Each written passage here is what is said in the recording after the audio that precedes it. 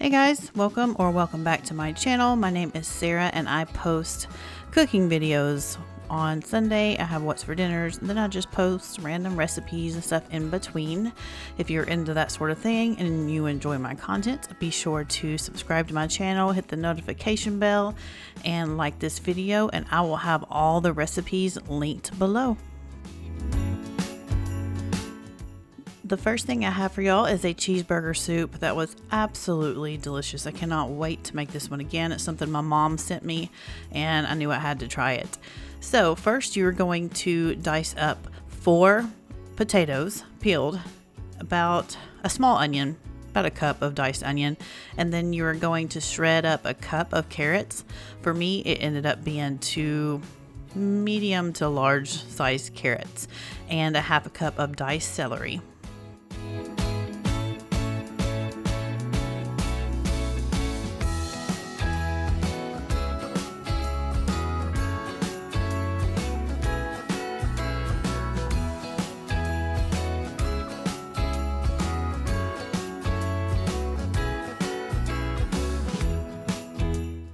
Next, you're going to throw in your basil, parsley, and 3 cups of chicken broth.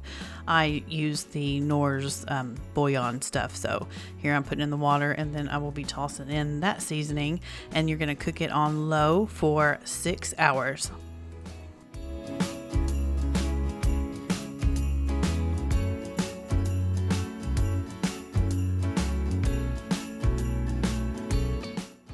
And once your 6 hours is about up, you're going to just brown up a pound of ground beef, and then you're going to just drain that, set that aside. In the same pan, you're going to just make a roux out of butter and flour and milk. It'll just help your soup thicken. And then once this is ready, you're going to pour the ground beef, the roux, and 16 ounces of Velveeta cheese, just cubed up so it melts better, back into your slow cooker, and then I think about another hour. Cover the lid or put the lid back on, and it'll cook for about another hour, and everything will be ready. And to your roux, also add a little bit of salt and pepper.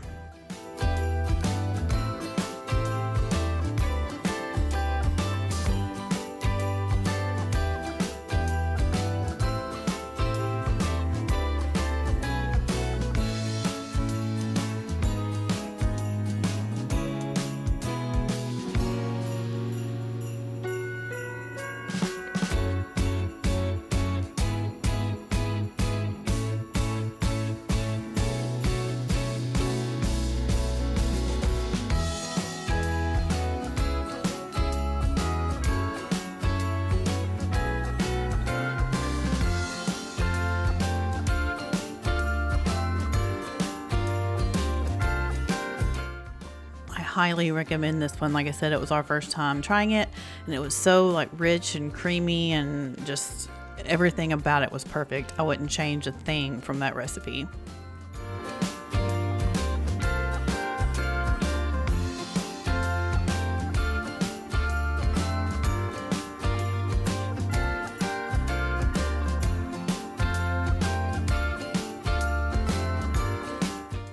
Now I'm going to be making baked ziti in the slow cooker. You're going to start with 2 jars of pasta sauce and then a 15-ounce can of tomato sauce, and mix those all together.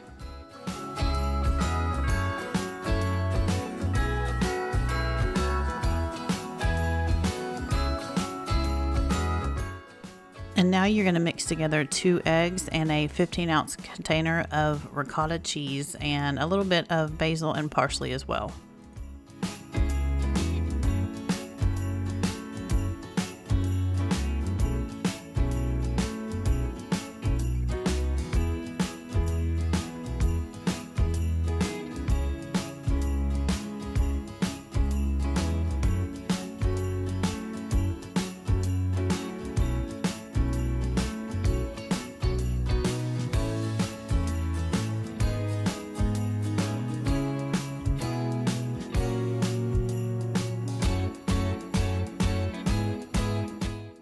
Be sure to spray your slow cooker so it doesn't stick. And you're going to start with the first layer, which is 1/3 of your sauce, about 2 1/3 cup.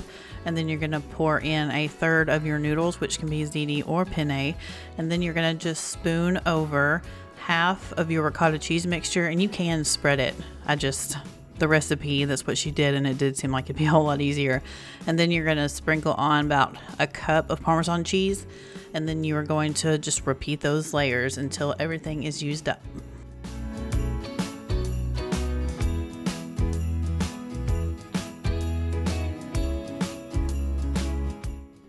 I figured now is a good time to tell you that this one was not our favorite. It was edible, of course. I mean, we ate it all. It's pasta, but if you like really saucy ziti, you'd like this. And plus, I think I needed to cook it a little bit longer, but it was just incredibly saucy, as you can tell. I like mine the way I do it in the oven. I don't even really hardly mix any sauce in with my noodles. I just pour it on top after. So either way, like I said, this wasn't gross or anything. Of course, you see here, you're going to pull it off when it's done and throw on some mozzarella cheese and put the lid back on and let it melt, all that good stuff. But like I said, I won't be making it in the crock pot again, at least not like this. I'd like to tweak it a little bit, maybe play around with the sauce, maybe a little bit of water instead of some of that sauce. I don't know. Or I might just stick to the good old oven because it's tried and true. I've been making that one for years.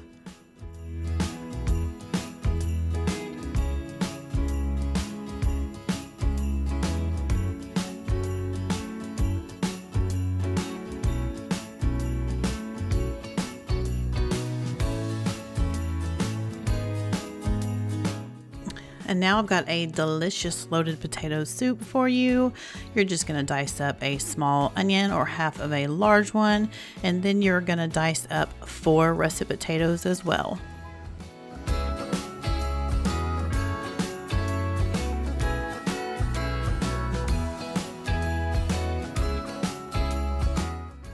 And at this point, I have already gotten 4 slices of bacon cooking in the air fryer. I love cooking my bacon in that. It just makes it so much simpler, not as messy, all that good stuff. And you're going to be chopping up 4 slices of bacon as well. As you can see here, they were still kind of hot, so I had to do a lot of it with one hand, but that is 4 slices of crispy bacon.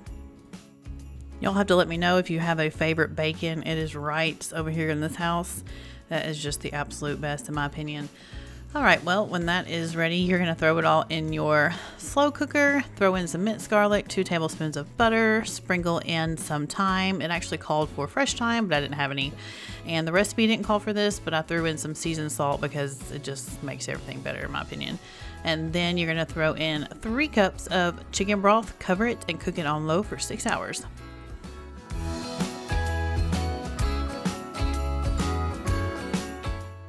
And once everything is ready, you're going to just use a potato masher and just mash it up to your liking. I like a little bit of potato chunks in there. Just think it gives it a nice texture. Or if you like it completely smooth, these potatoes are so done, you could definitely do it. And then you're going to throw in a cup of shredded cheese, a cup of heavy whipping cream, and 2/3 of a cup of sour cream, and then stir that all together and cover it and cook it for about 15 minutes. You're just pretty much wanting everything to heat up.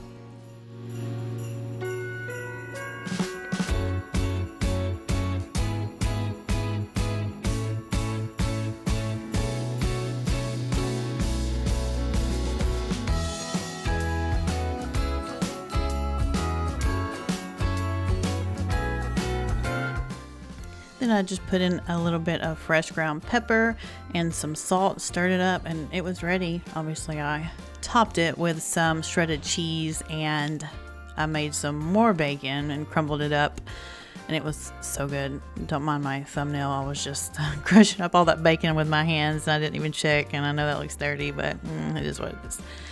Anyways, thank y'all so much for watching. This potato soup was amazing. If you like potato soups, or if you've never made one, I highly recommend this recipe. And thank y'all so much for watching. I am so grateful for every single one of you. Don't forget to subscribe if you like my content.